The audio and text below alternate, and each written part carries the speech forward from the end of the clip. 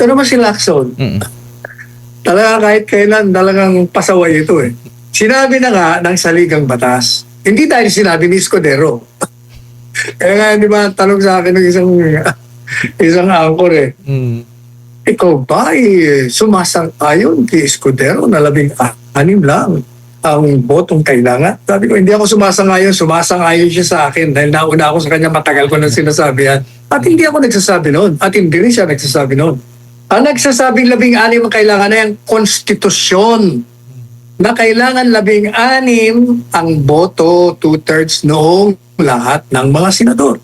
Eh, itong si Lacson, eh gusto nila babaan yung pundasyon, hindi na 24 kasi nakakulong na yung dalawa.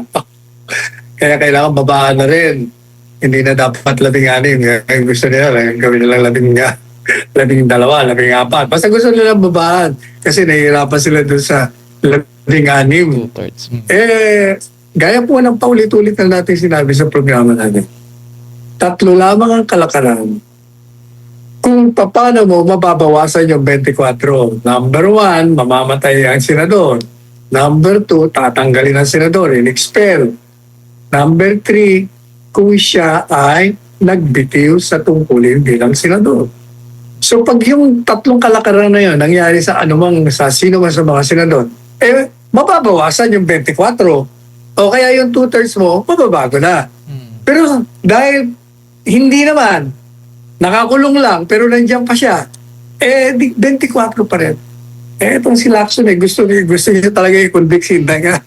Eh galit na galit ka nung sinabi ko, pusakal ka kasi anti-Duterte, kaya boboto ka ng conviction. No? Ngayon, na nahihirapan kayo dyan sa 16, gusto mo kayo ibaba yung bilang. Eh yatan, halatang-halata kayo. Yan, halatang-halata kayo, Lacson, Soto. Grabe. Sobrang kapal ng mga pagmumukha ninyong dalawa. O, di ba? Pasaway. Yun ang sabi.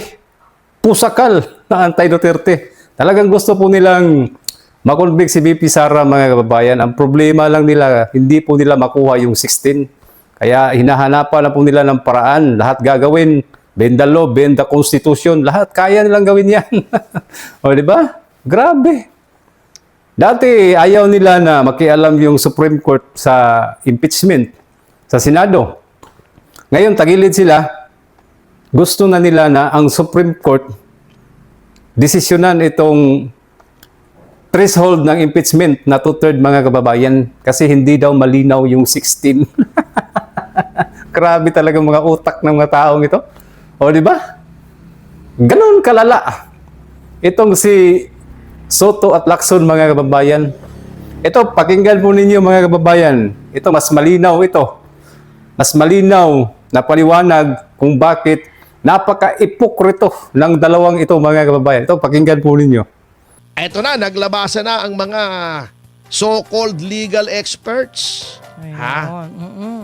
Na nagsasabing dapat daw sa lalong madaling panahon ay gumawa ng desisyon ang Korte Suprema para malaman kung ilan talaga ang kailangan na boto para sa conviction. 16 nga eh. Yun nga, Oo. nadali mo. Buti ka ba ikaw, nadali mo eh. Eh kaya, Sila syempre, hindi eh. Oh. SC ang pinakikinggan natin. Hindi SC nga. Ito nga, eto. Unang-una, paano magro-rule ang Supreme Court? Walang kaso. Ayun. Number 2, ito ang kaipokrituhan ng mga taong ito.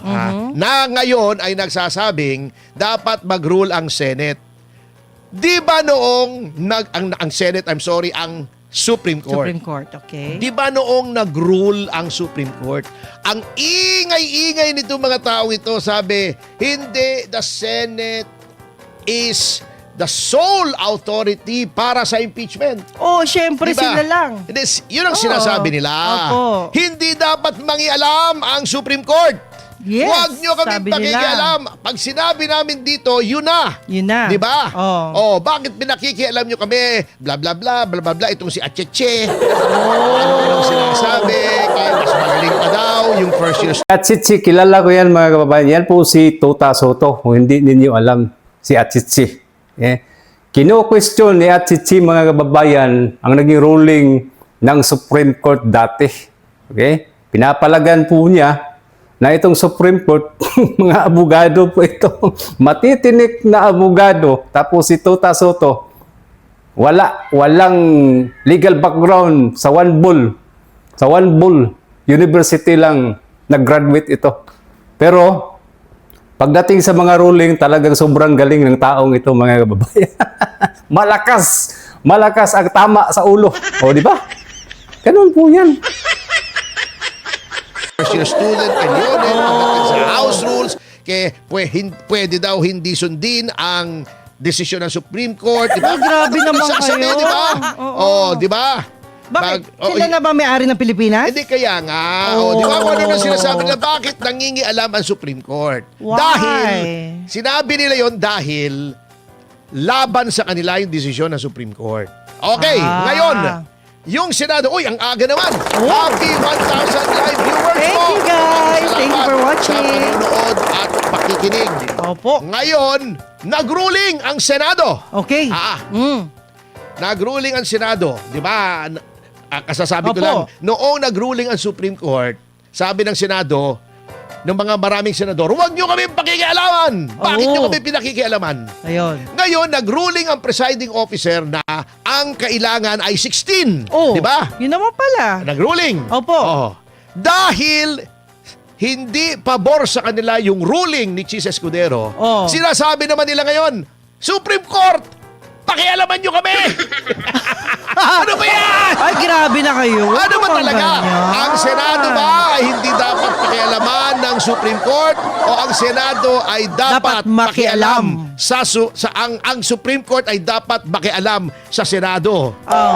Hindi ko malaman ang ipokrito ninyo eh. Whether you like it or not, Supreme Court ang dapat masunod. Oo nga. Dapat ganon. Pero ang punto ko, Manang Juvie, Opo. sila paiba-iba. Ay, mali. Ang kanilang prinsipyo ay nagdedepende kung pabor sa kanila o hindi yung sinasabi nila. In Yan. other words, Kung kakampi ipokrito. o hindi. Mga ipokrito. Oh, O, mali diba? po.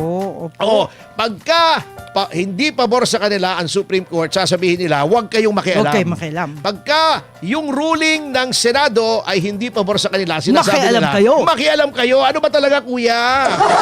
Ayan. Ang gulo nyo eh. Oh. Ano ba talaga?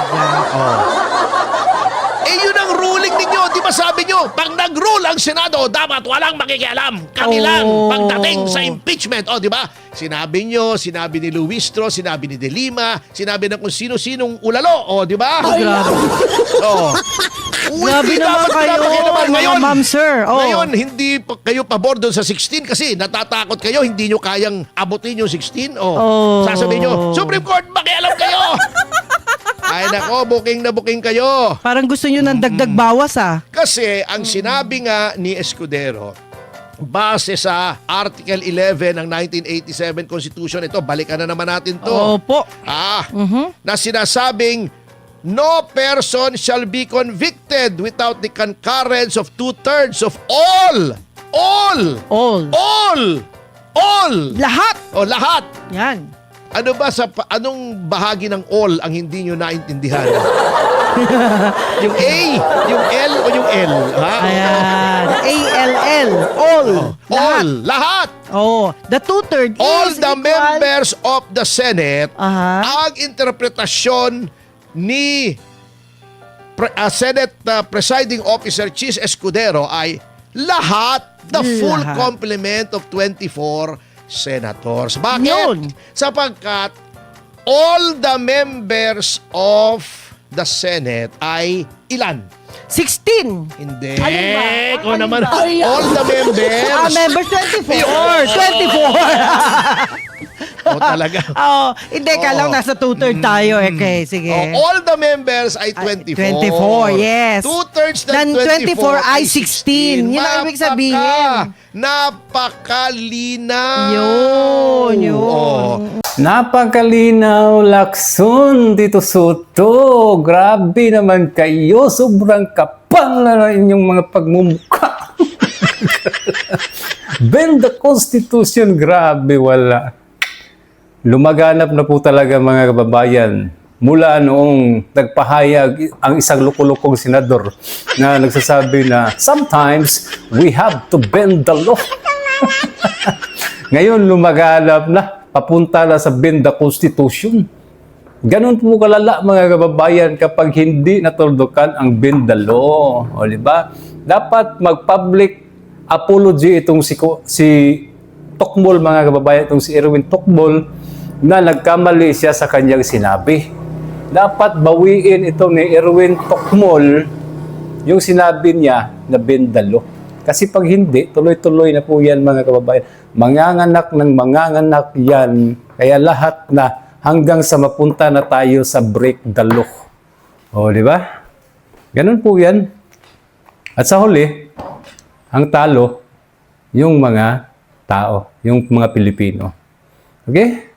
Kaya tingnan pa po natin kung ano pa po ang kaya nilang gawin mga kababayan kasi hindi po sila titigil hanggat hindi po nila nakukuha ang kanilang gustong mangyari na makonvict yan si VP Sara mga kababayan. Kung hindi nila kayang maabot yung 16, di hahanap sila ng ibang paraan. Okay?